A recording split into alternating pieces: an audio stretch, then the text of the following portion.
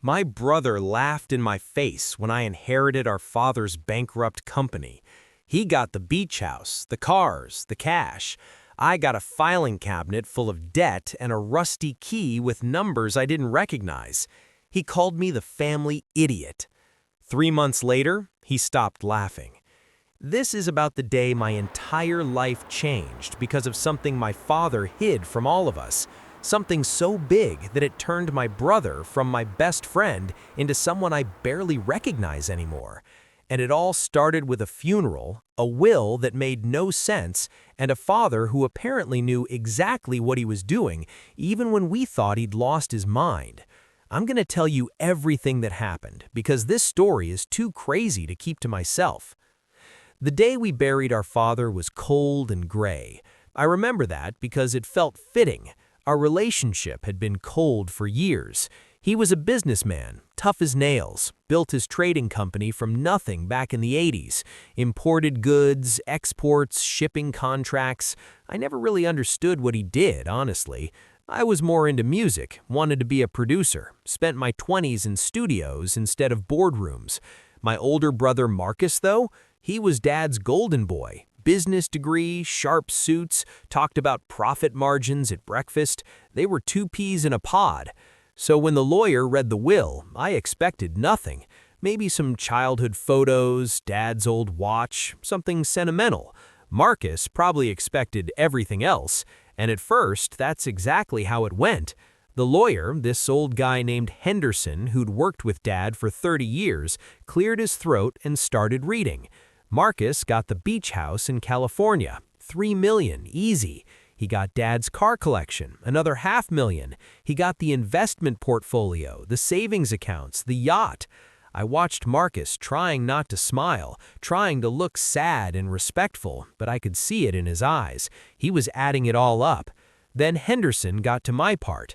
To my youngest son, I leave the entirety of Caldwell Import-Export, including all assets, debts, contracts, and holdings associated with the business. The room went quiet. Marcus actually laughed, not a small laugh either, a full, loud, disrespectful laugh right there in the lawyer's office. You're kidding. The company's been bleeding money for 5 years. Dad ran it into the ground. Henderson didn't smile. Those are the terms of the will. Marcus looked at me, still grinning. Congratulations, little brother. You just inherited a sinking ship and about $2 million in debt. Hope your music career pays well. I didn't know what to say. I felt humiliated. Even in death, it felt like Dad was telling me I was the failure, giving me the mess while Marcus got the treasure. Mom had passed years before, so there was nobody to argue with, nobody to explain what Dad had been thinking. We signed the papers. Marcus got his keys, his deeds, his account transfers. I got a filing cabinet, an office lease that was 3 months behind, and a heavy brass key that Henderson handed me in a separate envelope. Your father wanted you to have this personally. He left instructions that only you should receive it. The key had numbers engraved on it, A7734. No explanation, no note, just the key. Marcus saw it and smirked. What's that? The key to his storage unit full of junk? Perfect. Enjoy sorting through 40 years of old files. That was 3 months ago. 3 months of hell. I tried to run the company. I really did. But Marcus was right about one thing. It was a disaster. The office was in a rundown building near the port, 4 employees who hadn't been paid in 2 months, contracts that had expired, clients who'd moved on. The phone barely rang. When it did, it was debt collectors. The bank was threatening to seize assets. I had no assets to seize except office furniture from 1995. I spent weeks going through files, trying to understand what had happened. From what I could piece together, Dad's company had been doing fine until about 6 years ago. Then something changed. Revenue dropped. He started losing contracts, stopped bidding on new ones. It was like he'd just given up. Some of the employees said he'd seemed distracted, distant, taking trips abroad more often, missing meetings.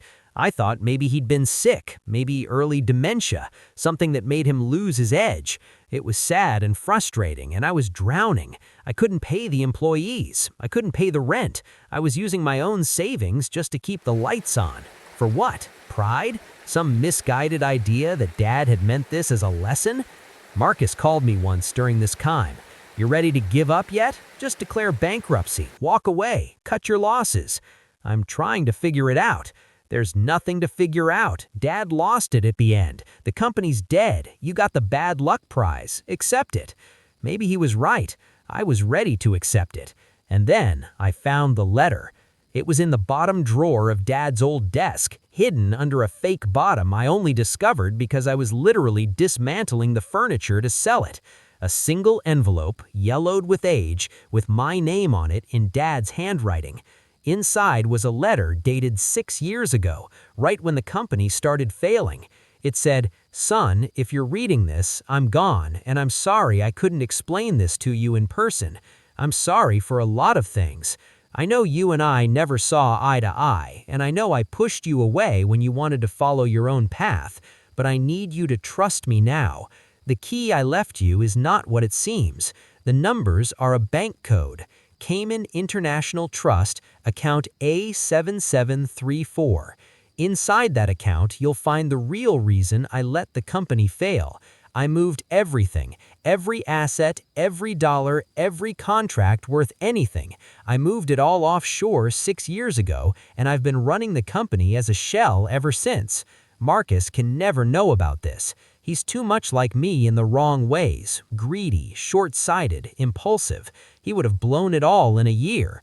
You were always different. You understood things that mattered more than money. I'm trusting you with this because I believe you'll do the right thing. The account is yours.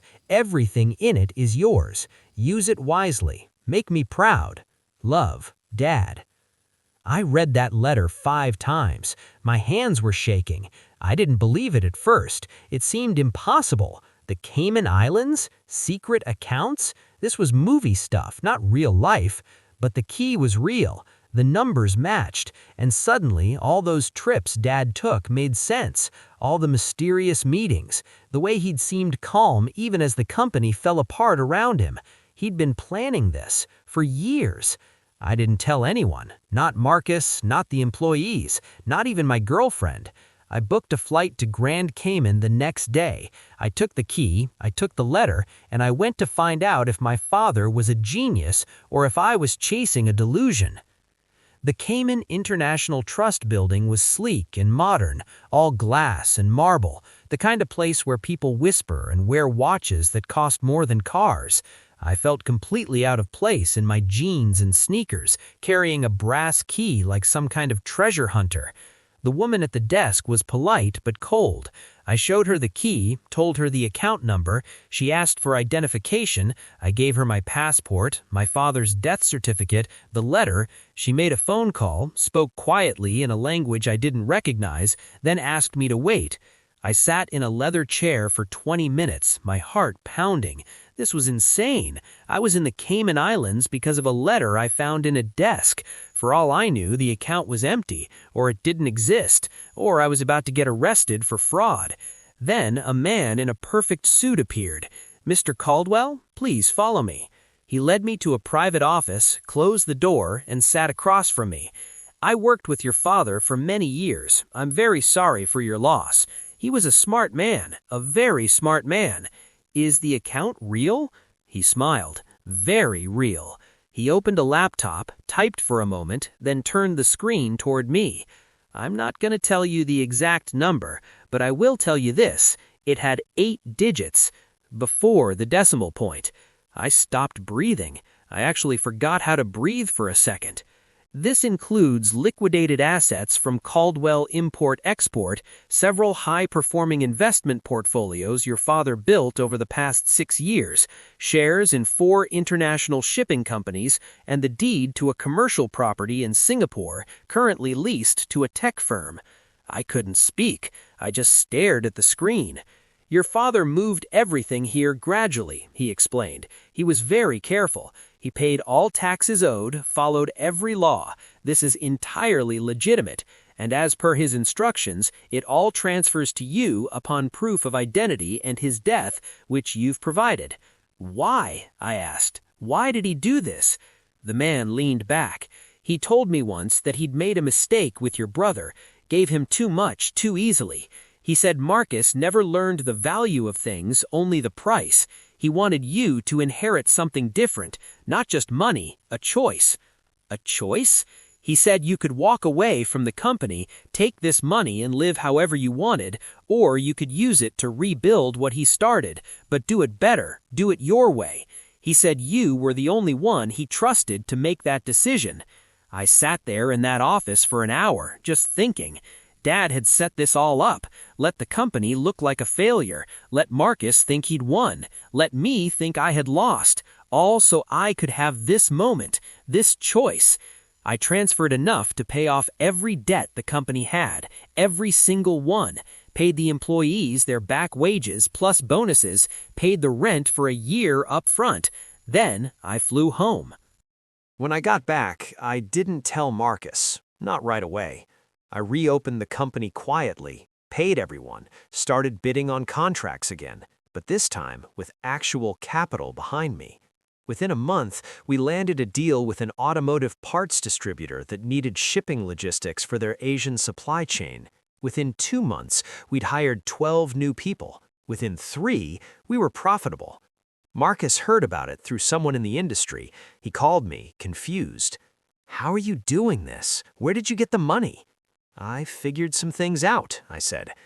"What things? You can't just turn around a dead company in 3 months. That's impossible." "Dad left me more than you thought." There was a long silence. "What do you mean?" "I mean, he planned this, all of it. The company failing, the inheritance split, everything. He left me something you didn't get." "That's not possible. I saw the will. You got the company and its debts. I got everything else." "You got everything he wanted you to see. I got everything he actually valued." I could hear him breathing on the other end, his mind racing. "You're lying."